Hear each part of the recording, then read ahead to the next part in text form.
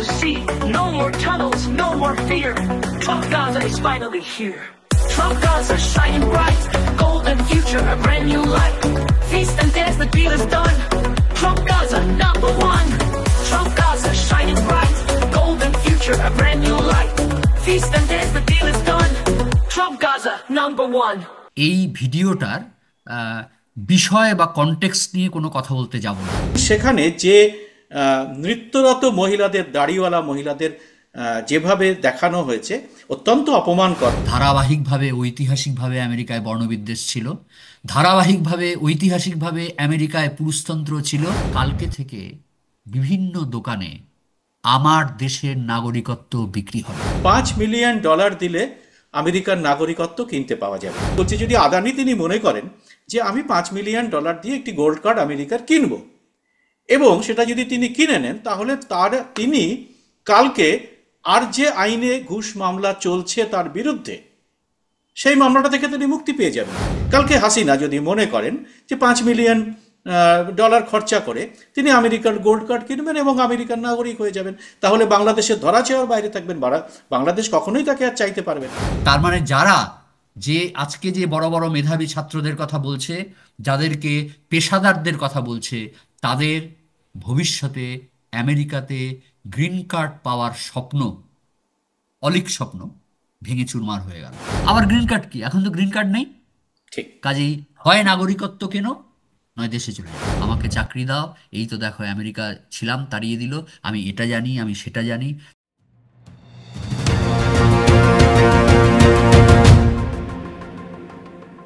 নমস্কার, সবাইকে এই খোলা আড্ডা অনুষ্ঠানে স্বাগত। আমি সুব্রত বসু। ট্রাম্পের আচরণ নিয়ে সমস্ত বিশ্ব কিন্তু এখন চিন্তিত।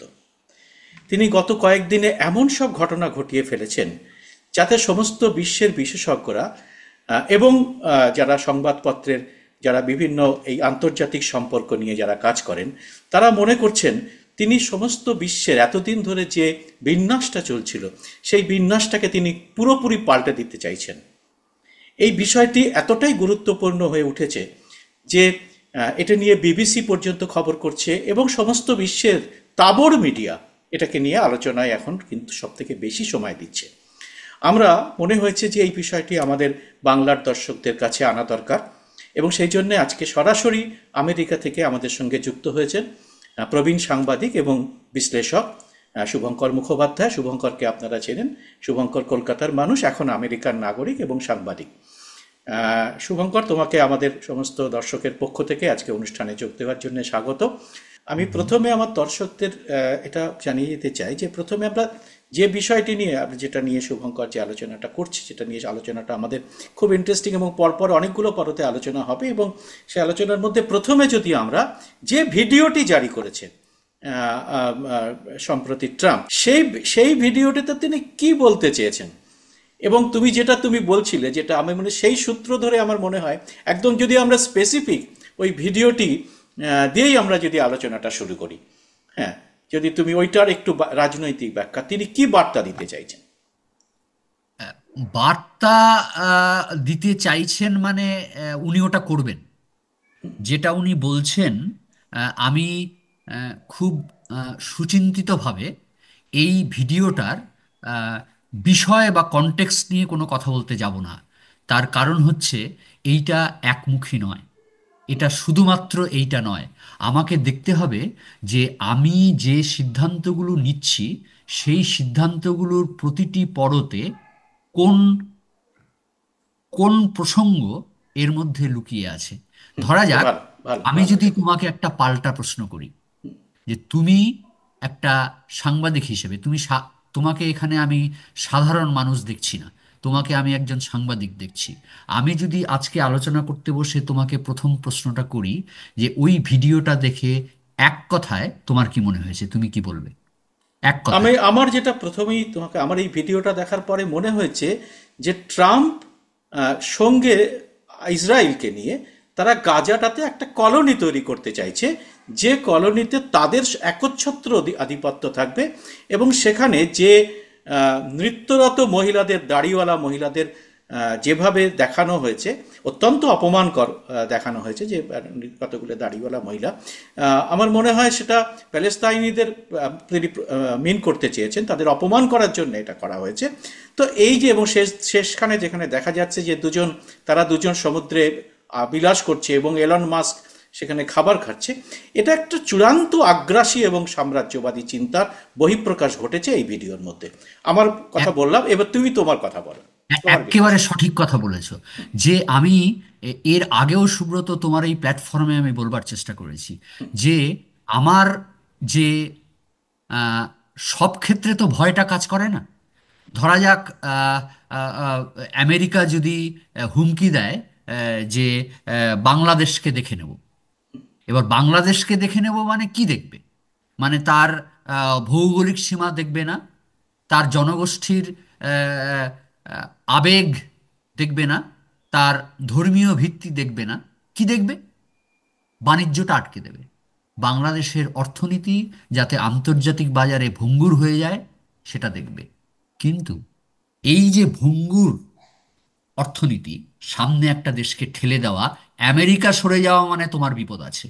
এই যে মানসিকতায় পৌঁছে দেওয়া, এই মানসিকতা পৌঁছে দেওয়ার মধ্যে আমরা যখন, সত্যি কথা বলতে কি এখন ভাবতে খুব খারাপ লাগে, কিন্তু যখন হোস্টেলে আসতাম, হোস্টেল জীবনে নতুন যখন ছেলেরা আসতো, তখন আমরা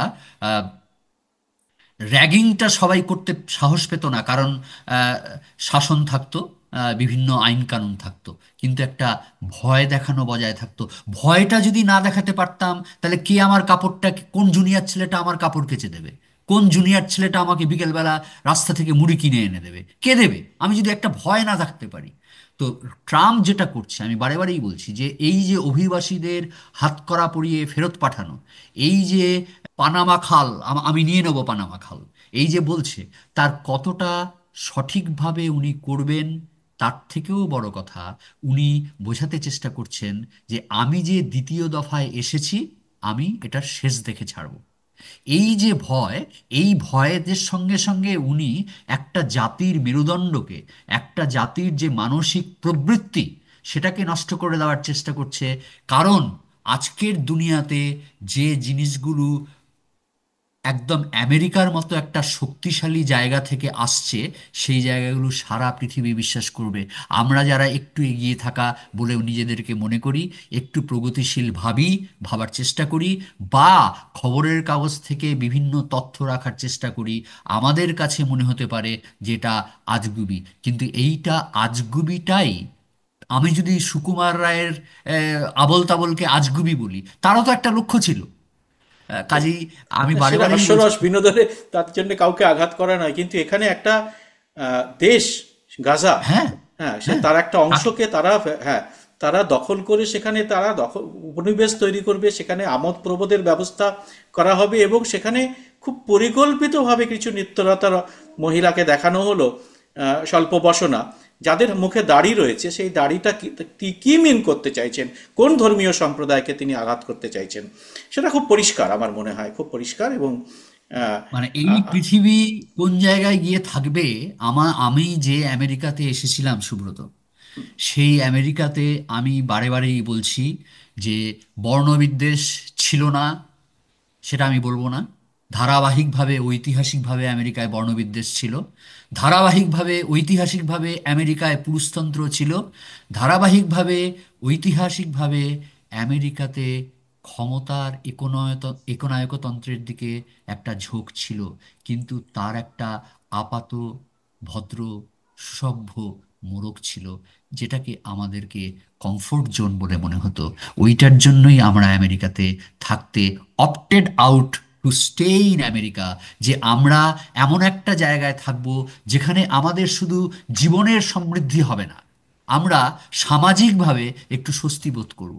আজকের আমেরিকাতে আমরা যে অস্বস্তির মধ্যে বিরাজ করছি, সেই আমেরিকা আমাদের প্রত্যাশিত ছিল না, 1 নম্বর। 2 নম্বর বিষয় হচ্ছে যে আমি যদি তার সামগ্রিক আবেদনের দিকে তাকাই, আজকে তুমি বলছো যে এই জিনিসটা একটা ধর্মকে আঘাত, একটা বর্ণকে আঘাত, একটা জাতিসত্তাকে আঘাত। নিজের আমেরিকাকে কি করছে?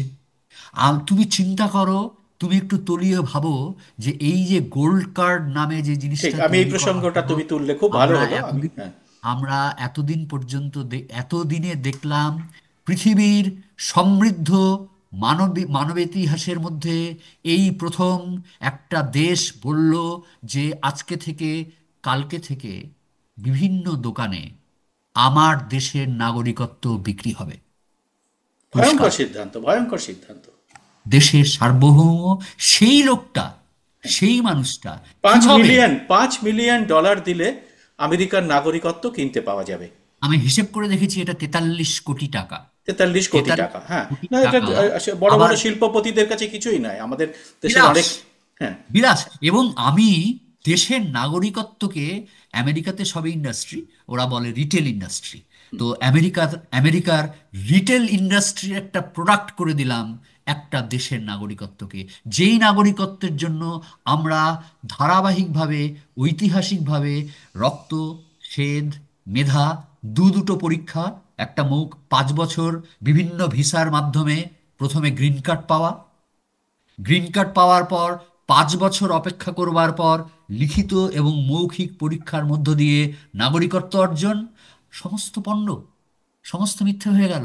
এইবার এইটার একটা সুচারু উদ্দেশ্য আছে, সেটা হচ্ছে আমেরিকাতে একমাত্র বড়লোকরা থাকবে যারা 43 কোটি টাকা দিয়ে কিনতে পারবে। আবার পরক্ষণেই উনি বলছেন যে যে ভারতীয় ভালো ছাত্ররা, ভালো ছাত্র মানে কি, কারা ভালো ছাত্র আমি জানি না, আমি পরে একদিন এই আমেরিকার এডুকেশন সিস্টেমটাকে নিয়ে আলোচনা ঠিক, করব, যে ঠিক। তোমরা ওখানে যারা বসে ভাবো না যে হার্ভার্ডে পড়তে গেছি, আমি আমি স্ট্যানফোর্ডে। শুভঙ্কর, আমার কাছে একটা অন্য ভয়ঙ্কর আশঙ্কার আমার মনে হচ্ছে, যে নাগরিকত্ব তোমরা ওখানে পেয়েছো, যে নাগরিকত্ব তুমি বললে অনেক ধাপে ধাপে পরীক্ষা, অনেক কিছু, অনেক রকম কঠিন ইয়ের মধ্যে দিয়ে তোমাদের যেতে হয়েছে, একটা প্রসেসের মধ্যে দিয়ে তারপরে তুমি নাগরিকত্ব পেয়েছো।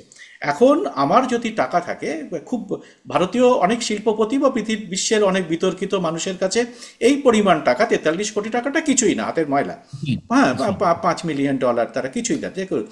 ধরো আমি কথা বলছি, যদি আদানি তিনি মনে করেন যে আমি 5 মিলিয়ন ডলার দিয়ে একটি গোল্ড কার্ড আমেরিকার কিনবো, এবং সেটা যদি তিনি কিনে নেন, তাহলে তিনি কালকে আর যে আইনে ঘুষ মামলা চলছে তার বিরুদ্ধে, সেই মামলাটা থেকে তিনি মুক্তি পেয়ে যাবেন। তার কারণ যেই তিনি আমেরিকার নাগরিক হবেন, সঙ্গে সঙ্গে তিনি আমেরিকার নাগরিক হিসেবে ওই সুযোগটা পাবেন, যেটাতে আইন সংশোধন করা হয়েছে, যে এবং আমেরিকার কোনো এবং নাগরিকের বিরুদ্ধে ঘুষ এবং ভারতের সরকার, এবং এবং ভারত। ভারতের সরকার হ্যাঁ, তাকে ঘাটাতে পারবে না। হ্যাঁ। ঘাটাতে গেলে আমেরিকার অনুমতি নিতে হবে। তোমার নাগরিককে আমি শাস্তি দেবো, সারা অনুমতি। পৃথিবী, সারা বিশ্বের যত বিভিন্ন দেশে অপরাধ করা মানুষ প্রচুর টাকা সংগ্রহ করে নেওয়ার, তারা ধরো আমি আশ্রয় নেবে। বলছি বাংলাদেশের হাসিনা, তার অর্থের অভাব নেই বলেই আমরা জানি। তিনি বাংলাদেশে একসময় ফাঁসিবাদী শাসন কায়েম করেছিলেন, তিনি ভারতে এসে সারা পৃথিবীতে তাকে কেউ জায়গা দিচ্ছে না। কালকে হাসিনা যদি মনে করেন যে 5 মিলিয়ন ডলার খরচা করে তিনি আমেরিকার গোল্ড কার্ড কিনবেন এবং আমেরিকার নাগরিক হয়ে যাবেন, তাহলে বাংলাদেশের ধরা ছোঁয়ার বাইরে থাকবেন। বাংলাদেশ কখনোই তাকে আর চাইতে পারবে না তাকে। তো এই আশঙ্কাটা কিন্তু আমার কাছে খুব বড় হয়ে দেখা দিচ্ছে। যে আরেকটা আশঙ্কা আছে, হ্যাঁ, বলো, আরেকটা আশঙ্কা তুমি বলো। সেইটা আমার মনে হয় ভারতবর্ষের মানুষের পক্ষে আরো বিপজ্জনক। সেটা হচ্ছে গোল্ড কার্ড করে দেওয়া মানে গ্রিন কার্ড অকেজো হয়ে যাওয়া। আর গ্রিন কার্ডের কোনো দরকার রইল না তো, ঠিক। কারণ গ্রিন কার্ড আমরা পাবো, তারপর 5 বছর অপেক্ষা করব, তারপর আমরা নাগরিকত্বের জন্য আবেদন করব, পরীক্ষা দেব, নাগরিকত্ব পাবো। তাহলে গ্রিন কার্ড আর থাকলো না। ভিসা থাকা অবস্থায় উনি পরোক্ষভাবে জানিয়ে দিলেন, ওই গ্রিন কার্ড ফিন কার্ড বাবু একদিন যদি করতে করতে ওসব, একই চাকরি করতে এসে, কন্ট্রাক্টে চাকরি করতে এসে, পরে ছুকছুক ছুকছুক করে একটা আমেরিকান কোম্পানি খুঁজে বার করো যারা গ্রিন কার্ড স্পন্সর করবে, তারপর আস্তে আস্তে নাগরিকত্বের দিকে ধাও। ওই গ্রিন কার্ড ফিন কার্ডের আশা নিয়ে আসবে না। হ্যালো করি, মাখো তেল, 43 কোটি টাকা নিয়ে আসবে, নাগরিকত্ব নেবে, সুখে সমৃদ্ধিতে থাকবে, আমেরিকাতে ব্যবসা করবে, আমেরিকাতে ট্যাক্স দেবে। পরিষ্কার কথা। তার মানে আজকে যে বড় বড় মেধাবী ছাত্রদের কথা বলছে, যাদেরকে পেশাদারদের কথা বলছে, তাদের ভবিষ্যতে আমেরিকাতে গ্রিন কার্ড পাওয়ার স্বপ্ন অলীক স্বপ্ন, ভেঙে চুরমার হয়ে গেল। এবং সেটা যদি চুরমার হয়ে যায়, তাহলে আমি তোমাকে বলছি, যে যতই মুখে বলুক না কেন, ভারতবর্ষের থেকে যে বিরাট স্রোতটা, ছাত্রছাত্রীই হোক বা পেশাদাররাই হোক, যে জন্য আমেরিকায় আসে, মুখে তারা অনেক বড় বড় কথা বলবে যে কাজ শিখতে যায়, কত ভালো কাজ করার সুযোগ পায়। ইয়েস, পায়, ইয়েস, কাজ শেখে, কিন্তু তার মানে তো এই ছিল না যে আমি আমেরিকাতেই থেকে যাব। তারা আসে মূলত গ্রিন কার্ডের জন্য এবং সবশেষে মার্কিন নাগরিকত্ব পাওয়ার জন্য। এই যে জিনিসটা তৈরি হলো, ট্রাম্প কিন্তু শুধু বলে দিলেন যে নাগরিকত্ব একটা বিজনেস কমিউনিটি, একটা কর্পোরেট প্রোডাক্ট। এটার ওই আমি তোমার কাছে আরেকটু একটু একটু বিস্তারিত জানতে চাইবো। আমরা যে খবরগুলো পাচ্ছি তার ভিত্তিতে আমরা গোল্ড কার্ড নিয়ে আলোচনা করছি। এখানে কি কোনো শর্ত আরোপ করা হবে? মানে তুমি এখন পর্যন্ত আমেরিকায় বসে কি খবর পাচ্ছ? যে ধরো আমি যেটা তোমাকে বললাম যে যে কোনো মানুষ, যে কোনো লোক, XYZ, তারা যদি এই টাকাটা দেয়, $5 মিলিয়ন যদি দেয়, তাহলেই সে গ্রিন কার্ড পাবে। তার কি আর কোনো কিছু দেখা হবে না? তার তার ব্যাকগ্রাউন্ড, তার কোনো রকম, তার শিক্ষাগত যোগ্যতা বা অন্য আমি ছেড়েই দিলাম, সে নিরক্ষর হতেই পারে, সে অক্ষর গোমাংস হতেই পারে, কিন্তু তার কোনো ক্রিমিনাল ব্যাকগ্রাউন্ড আছে কিনা, অন্য দেশ থেকে সে ক্রাইম করে এসছে কিনা, সে বাংলাদেশ থেকে শেখ হাসিনার মতো ক্রাইম করে এসছে কিনা, ভারতের মতো কোনো দেশ থেকে বা অন্য কোনো দেশ থেকে সে বড় কোনো অপরাধ ঘটিয়ে এসছে কিনা, সেই রকম কি কোনো জিনিস দেখা হবে না? আমার এই এখন প্রশ্ন। পর্যন্ত যা খবর, সেই এই এই তুমি যে জিনিসটা জানতে চাইছো সেটা জানার জন্য 15 মার্চ পর্যন্ত অপেক্ষা করতে হবে। কারণ প্রত্যেকটা জিনিসেরই তো একটা প্যারামিটার থাকে অবশ্যই। হ্যাঁ, হ্যাঁ। আজকে আমি যদি আমেরিকায় বসে একটা বিমা কিনতে চাই, তাহলে তো আমি ইচ্ছে করে পারি না। আমরা যে চাকরি করতে যাই, আমাদের সমস্ত সময় ব্যাকগ্রাউন্ড চেক হয়। ব্যাকগ্রাউন্ড চেক শুধুমাত্র সোশ্যাল নয়, যে আমি কোনো অপরাধে দণ্ডিত কিনা, আমার কখনো কারাবাস হয়েছিল কিনা, শুধু তাই নয়, এখানে একটা অনেক বড় গুরুত্বপূর্ণ বিষয় হচ্ছে মাদক, যে আমি কখনো মাদক নিয়েছি কিনা, মানে ইউরিন টেস্ট হয় চাকরিতে যোগ দেওয়ার আগে। তো আমি যে সমস্ত মানুষের কথাটা আশঙ্কা প্রকাশ করলাম, তারা কিন্তু আরো অনেক বড় ধরনের অপরাধী। তাদের তাদের না, তারা আমি কখনো বলতে জেলও চাইছি, খাটেনি, তারা জেল খাটবেও না। হ্যাঁ, হ্যাঁ, জেল হ্যাঁ, খাটার আমি আগেই বলতে তারা চাইছি যে যে দেশান্তরী হবে। সাধারণ সাধারণ একটা বীমা কিনতে গেলে হ্যাঁ, যে কোনো একটা জায়গায় একটা যেটাকে বলে সার্ভিস মেম্বারশিপ, সেগুলো পরিষেবাগত কোনো জায়গার সদস্য হতে গেলে আমাদেরকে সবসময় এই সবের মধ্য দিয়ে যেতে হয়। কাজেই হয়তো নাগরিকত্বের ক্ষেত্রেও সেটা থাকবে, যে তোমার পুলিশ রিপোর্ট দাও, তোমার ওই দেশের পাসপোর্ট জমা দাও, ডেফিনেটলি কিছু একটা থাকবে। কিন্তু আমার মনে হয় না, যখন তুমি একটা বিক্রি করছো, তখন ওটার বিক্রি করার উদ্দেশ্যটাই আসলে, এখনো পর্যন্ত কিন্তু আমরা টাকা দিতাম। আমরা কিন্তু যদি আহ, আমার ঠিক মতো স্মরণ থাকে দীর্ঘদিন আগের কথা, যে তুমি যদি আমাদের এইখানে আসার পর ভিসার বিভিন্ন স্তর থেকে শুরু করে মার্কিন নাগরিকত্ব পর্যন্ত দেখো, তাহলে আমাদের ইমিগ্রেশনের পেছনে, ইনক্লুডিং ইমিগ্রেশন, লিগ্যাল, প্রফেশনাল, এই নিয়ে খুব বেশি হলে, খুব কম হলে, আহ, গড়ে, আজকে থেকে আমি অনেক বছর আগের কথা বলছি, 20,000 টাকা, $20,000 খরচ হতো। 20,000। সেটা খুবই সামান্য এর তুলনায়, যেখানে 5 মিলিয়ন। আমি বলতে চাইছি আমরা দিতাম। এবং এইটা এইটা যে আমেরিকা এতদিন করে এসেছে, হোমল্যান্ড সিকিউরিটির রাজস্ব, তাতে কোনোদিনও খামতি দেখা যায়নি। কারণ দলে দলে সারা পৃথিবী থেকে লোকে এসে আমেরিকায় গ্রিন কার্ডের অ্যাপ্লাই করছে আর নাগরিকত্বের অ্যাপ্লাই করছে। তাতে হলো না, হলো না। তার কারণ আমি বারে বারেই বলছি, এটা শুধু 43 কোটি টাকা রোজগারের ধান্দা নয়।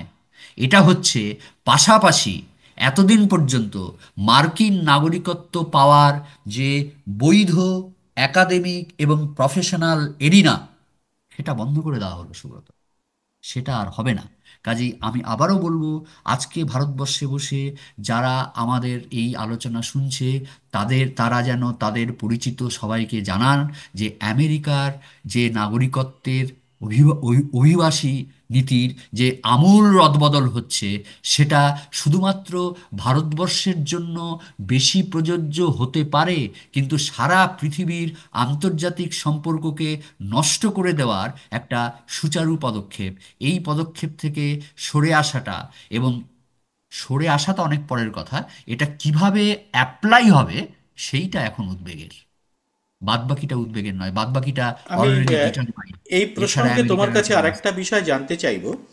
তুমি তুমি একটুখানি তার ইয়ে দিয়েছো, আভাস দিয়েছো যে এখন আমেরিকায় যারা গ্রিন কার্ড হোল্ডার, তোমরা যারা অন্য দেশ থেকে বংশোদ্ভূত বিভিন্ন দেশের মানুষ যারা আমেরিকায় নাগরিক হয়েছো, তাদের মধ্যে এটাতে কতটা, এই যে গোল্ড কার্ড আসার যে ঘোষণার পরে, এটাতে কতটা উদ্বেগ বেড়েছে? তুমি একটুখানি আভাস দিয়েছো, একটু বিস্তারিত যদি বলো।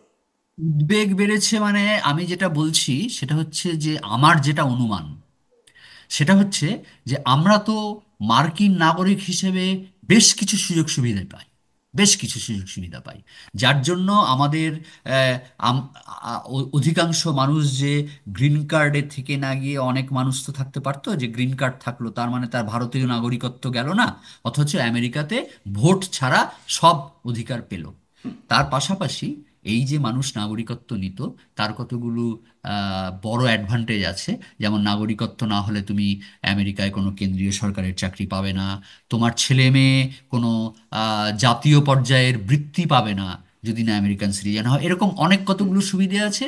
এবং সবচেয়ে বড় যেটা সুবিধে, সেটা হচ্ছে যে সোশ্যাল সিকিউরিটি। যে সোশ্যাল সিকিউরিটির ক্ষেত্রে যেটাকে অনেকের, আমেরিকায় তো পেনশন প্রথা খুব একটা নেই, আমাদের আছে, আমরা সরকারি চাকরি করি বলে পেনশন ব্যাপারটা নেই। তো সোশ্যাল সিকিউরিটিটাই হচ্ছে ওই পেনশন, পিএফ, গ্র্যাচুইটি যাই বলো না কেন, ওটা হচ্ছে ওই সোশ্যাল সিকিউরিটি। তো সোশ্যাল সিকিউরিটি এখন হচ্ছে দুটো ধাপ। একটা ধাপ হচ্ছে যে তুমি যদি 67 বছর বয়স, 67, তাহলে তুমি ফুল বেনিফিট পাবে।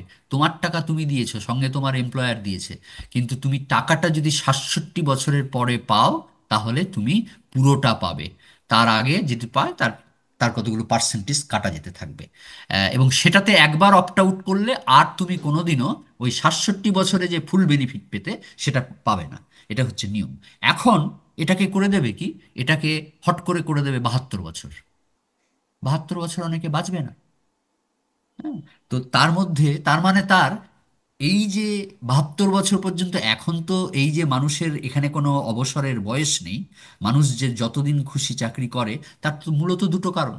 একটা হচ্ছে রিটায়ারমেন্ট বেনিফিট, যে একবার রিটায়ার করলে রিটায়ারমেন্ট বেনিফিট ডেফিনেটলি, তুমি 67-এর আগে রিটায়ার করা কোনো মতেই ঠিক না। 2 নম্বর হচ্ছে মেডিকেল ইন্স্যুরেন্স। কারণ মেডিকেল ইন্স্যুরেন্স তোমার যতক্ষণ চাকরি করছো ততক্ষণ আছে, চাকরি না করলে সরকার যেটা মেডিকেল ইন্স্যুরেন্স দেবে সেটা ধর্তব্যের মধ্যে আসে না, খুব খারাপ। তো এই যে ব্যাপারটা, এই রকম কতগুলো জায়গা থাকবে, ও পরিষ্কার বলে দেবে যে তুমি পয়সা দিয়ে যে নাগরিকত্ব কিনছো, তাতে করে তুমি 43 কোটি টাকা, কাজেই তোমাকে কিছু এক্সট্রা বেনিফিট দিতে হবে, যেটা আমাদের করের উপর নির্ভর করে ওই টাকাটা আমেরিকা জোগাড় করবে। ওই ফেসিলিটিটা বড় বড় ব্যবসায়ীদেরকে দেবে, এবং আমাদের কিছু ফেসিলিটি কমিয়ে কিছু জায়গায় হয়তো কোটা করে দেবে, যে একমাত্র গোল্ড কার্ড হোল্ডাররা এই জায়গায় যেতে পারবে, একমাত্র গোল্ড কার্ড হোল্ডাররা এই স্টাইপেন্ড বা স্কলারশিপ পাবে, একমাত্র গোল্ড কার্ড হোল্ডার বা তাদের ছেলেমেয়েরা এই সুযোগ সুবিধা পাবে। এরকম কিছু একটা করবে আমি বলে আমার অনুমান। আরেকটু যদি এটাকে, তোমার এই কথাটাকে আরেকটু যদি আমি তোমার কাছে এলাবোরেট করে জানতে চাই, ধরো যারা এখন ভারতীয় বংশোদ্ভূত ওখানে রয়েছেন বা বাংলাদেশেই প্রচুর রয়েছেন, তারা যদি এখন যারা চাকরি করছেন, তারা হয়তো নাগরিকত্বের দিকে যাননি, গ্রিন কার্ডের মধ্যে এসছেন, তাদের একটা বড় অংশ তাহলে আমরা ধরে নিচ্ছি যে এই যেরকম প্রসেস আমরা দেখতে পাচ্ছি, তাতে খুব একটা বলাটা বোধহয় খুব একটা বেশি এখন অতিরঞ্জিত বা কল্পনা মনে হবে না, যে তাদের আস্তে আস্তে ফিরে আসতে হবে তার নিজের নিজের দেশে, সে ভারতে হোক, বাংলাদেশে হোক বা সবাই। একদম ঠিক জায়গাটায় গেছো, হ্যাঁ। একদম ঠিক তো জায়গাটা। কারণ যারা গ্রিন কার্ড আছে তারা বিপন্ন, আমি আরেক আগে তারা থেকে বলছি তো। বিপন্ন। তার কারণ হচ্ছে কালকে বলবে 15 মার্চের পর গোল্ড কার্ড ইন্ট্রোডিউস হওয়ার পর, 15 মার্চের পর বলবে যে আবার গ্রিন কার্ড কি, এখন তো গ্রিন কার্ড নেই, ঠিক। কাজেই হয় নাগরিকত্ব কেন, নয় দেশে চলে যায়। এবার এবার এই ও রকম গ্রিন একটা কার্ড। বিশাল সংখ্যক মানুষ আমাদের এই দেশে আবার তারা ফিরে আসবেন। ফিরে আসবেন যারা একটা সময় তারা অর্থ রোজগারের জন্যই গেছিলেন। তারা এখানে এসে তো নিশ্চয়ই আবার তারা বসে যাবেন না। তাদের বয়স আছে, তাদের ক্ষমতা আছে, তাদের মেধা আছে, তাদের পেশাদার দক্ষতা আছে, তাদের কাজের অভিজ্ঞতা দীর্ঘদিন ধরে আমেরিকায় আছে। তো তারা এখানে এসে চাকরিতে তারা বসবেন এবং বড় বড় পদেই বসবেন। এবং সেক্ষেত্রে একটা তৈরি হবে যে যারা এখন এখানে আছেন, এখানে যারা কাজ করছেন, তাদের একটা বড় অংশ কিন্তু তার সেই জায়গাটা থেকে তাদের জায়গা খালি করে দিতে হবে তাদের জন্য। হ্যাঁ, সে যেমন বাড়িতে, যেমন আমার জায়গা, আমার যদি দাদা ফিরে আসেন, আমার যদি ভাই ফিরে আসেন, তো আমাকে যেমন জায়গা করে দিতে হয়, তেমন চাকরিতেও। তো এমনি আমাদের নতুন চাকরি সৃষ্টি হচ্ছে না, ভারতে তো হচ্ছেই না। তাহলে আবার কি একটা বড় আহ, কর্মী সংকোচনের মুখে আমরা দাঁড়িয়ে আছি? সেটাই তো আমি বারে বারে বলতে চাইছি যে প্রত্যক্ষ এবং পরোক্ষভাবে ভারতের সামনে যা বিপদ, তুমি বললে বটে যে আমরা গিয়ে চলে গেলাম আর বিভিন্ন ইনস্টিটিউটে আমাদেরকে খুব খাতির করে ডেকে নিয়ে গিয়ে একটা বড় চাকরি দিয়ে দিল। তো ওইখানে এতদিন যারা চাকরি করলো, আমাদেরকে তো সেই মানসিকতার মুখোমুখি পড়তে হবে যে কি খুব আমেরিকা ফলাচ্ছিলে তো, এই তো চলে আসতে হলো, এবার তোমরা আমাদের ভাত মারতে এসছো। তোমার কি মনে হয় না যে এই সামাজিক বিপদটা বিপদটা বাঁচবে, ফিরে ঠিক। যাওয়া অত সোজা নয়, সুব্রত? ফিরে যাওয়া অত সোজা নয়।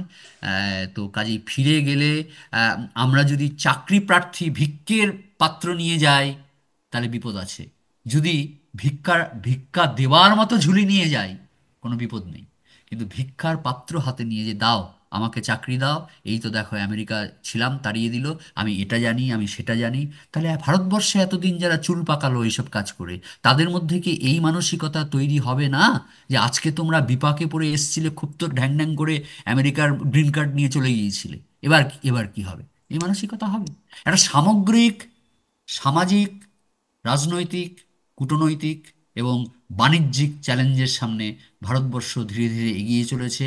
আবারও সব দেশই হবে, কিন্তু ভারতবর্ষের কথাটা আমরা আলোচনা করছি যেহেতু তুমি ভারতবর্ষ থেকে উদ্ভূত এটা একটা খুব প্ল্যাটফর্ম। অদ্ভুত, আমরা সময় প্রায় শেষ হয়ে এসেছে, আমরা খুব দীর্ঘ আলোচনায় যেতে পারবো না। কিন্তু তবুও আমার যেটা মনে হচ্ছে যে আমরা একটা সাঁড়াশি আক্রমণের মধ্যে পড়েছি ভারতীয়রা। তার মধ্যে একটি হচ্ছে যে এই যে পারস্পরিক শুল্ক যে চাপানো ব্যাপারটা হয়েছে, তা এবং ভারতবর্ষ প্রচুর শুল্ক ছাড় দেওয়ার এর মধ্যেই তারা ঘোষণা করে দিয়েছে টেসলাকে, হার্লে ডেভিডসনকে, সমস্ত মোটর বাইক শিল্প এবং গাড়ি শিল্পে তার প্রত্যক্ষ প্রভাব কিছুদিনের মধ্যেই আমরা বুঝতে পারবো যে। এবং তাছাড়া পোশাক, তাছাড়া চামড়া, এ সমস্ত শিল্পেও কিন্তু এই প্রভাব পড়বে। তাহলে একদিকে আমেরিকান পণ্য আমাদের দেশে হুড়হুড় করে ঢুকবে, আমরা আমেরিকান গাড়ি কিনবো, আমরা আমেরিকান বাইক কিনবো, আমেরিকান পণ্য কিনবো।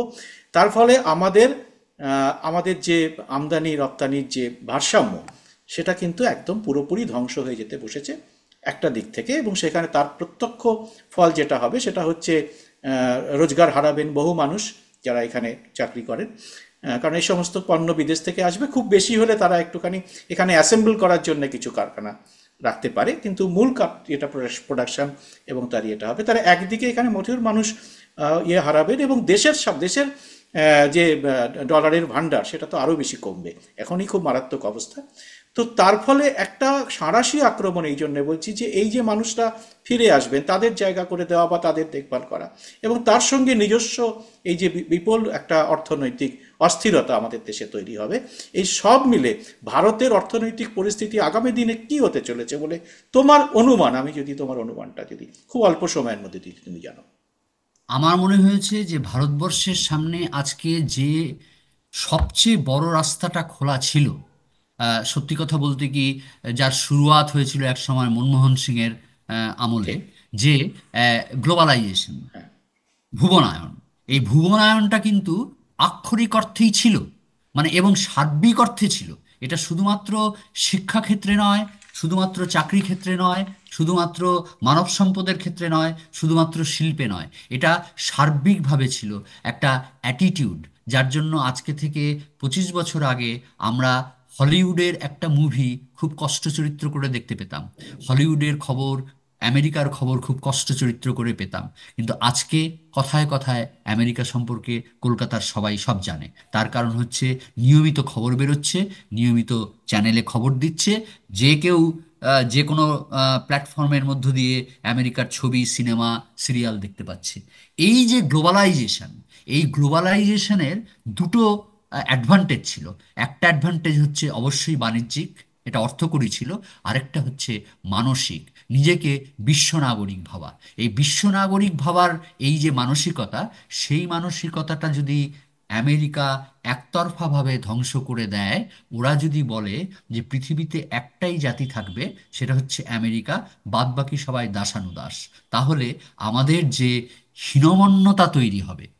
আমি তোমাকে বারে বারে বলছি সুব্রত, ভারতবর্ষের মতো একটা জাতির উত্থান এবং তার অভিযান, এক্ষেত্রে কিন্তু মানসিকতাটা খুব বড় জিনিস। একটা কথা আছে, একজন বামপন্থী নেতা বলতেন যে একটা না খেতে পাওয়া মানুষও উঠে দাঁড়ায় যদি তার মধ্যে আহ, মনুষ্যত্ব থাকে।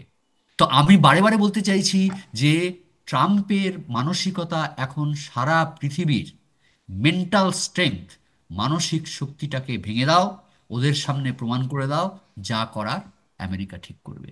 এটার কাছে নির্লজ্জ আত্মসমর্পণ করা মানে আগে থেকেই নিজের হার স্বীকার করে নেওয়া। এবং এইখানটায় দাঁড়িয়ে হয়তো ভারতবর্ষের আর কিছু করার নেই, হয়তো পৃথিবীর অবশিষ্ট অংশের বেশিরভাগেরই আর কিছু করার নেই। শুধুমাত্র আমাদেরকে ভাবতে হবে যে স্বদেশী আনার দিকে আবার আমাদেরকে ফিরে যেতে হবে।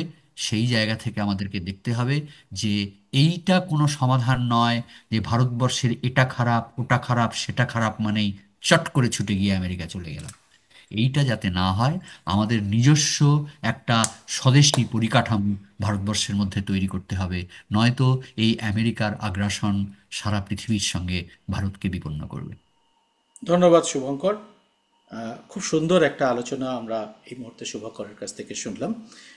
এবং সত্যি এই আলোচনা শোনার পরে আপনারা যারা শুনলেন, তাতে কিন্তু যথেষ্ট আশঙ্কার, যথেষ্ট আতঙ্কিত হওয়ারও কারণ আছে যে আগামী দিনের পৃথিবীটা কি হতে চলেছে এই ডোনাল্ড ট্রাম্পের নির্বাচনের পর, মানে তিনি পদে বসার পর থেকে, কুর্সিতে বসার পর থেকে পৃথিবীব্যাপী যে কাণ্ড কারখানা চলছে। এবং ভারতের তো বিশেষ করে আছে, কারণ এখন ট্রাম্প যেটা করছেন, প্রতিদিন সকালবেলায় উঠেই প্রায় তিনি ভারতকে প্রথম আক্রমণ করে বোধহয় তার দিনটা শুরু করছেন। তো সেই জন্যে আমরা আশা করব যে ভবিষ্যতে নিশ্চয়ই ভালো দিন আসবে। আমরা এরকম আশঙ্কার মধ্যে মেঘ নিয়ে নিশ্চয়ই বাঁচব না। তো আমাদের রাজনৈতিক নেতৃত্বকেও সেটা চিন্তা করতে হবে। শুভঙ্কর, তোমাকে আবার ধন্যবাদ। তুমি অনেকটা সময়, আজকে মূল্যবান সময় তোমার দিলে। আর আপনারা যারা এই অনুষ্ঠানটি দেখলেন তাদের কাছে একটা অনুরোধ, আপনারা আপনাদের মতামত অবশ্যই কমেন্ট বক্সে জানাবেন। এবং এই অনুষ্ঠানটা দেখার পরে আপনাদের যদি মনে হয় এরকম অনুষ্ঠান আমরা আরও করার জন্য আপনাদের উৎসাহ দেওয়ার দরকার আছে, তাহলে অবশ্যই চ্যানেলটিকে সাবস্ক্রাইব করে নোটিফিকেশন বেলটি চালু করে রাখবেন। নমস্কার।